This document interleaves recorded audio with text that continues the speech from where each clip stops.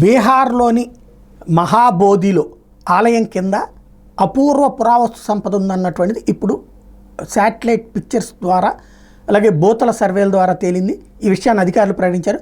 బీహార్లోని వారసత్వ వికాస్ సంఘం, బ్రిటన్లోని కార్డిఫ్ విశ్వవిద్యాలయం పరిశోధకులు కలిసి ఈ అధ్యయనం నిర్వహించారు.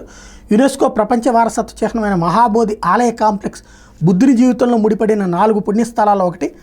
బుద్ధగయలో గౌతమ బుద్ధుడు నిర్వాణం పొందినటువంటి బోధి వృక్షానికి సంబంధించి ఉంది.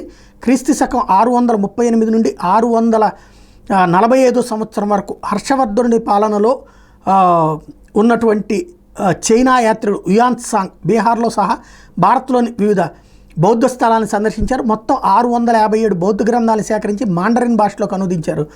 ఆయన రచనల ఆధారంగానే బ్రిటిష్ పురాతత్వవేత్త అలెగ్జాండర్ కనింగ్ హామ్ 1860-70ల మధ్య తవ్వకాలు సాగించి నలంద వైశాల్యాలను కనుగొన్నారు.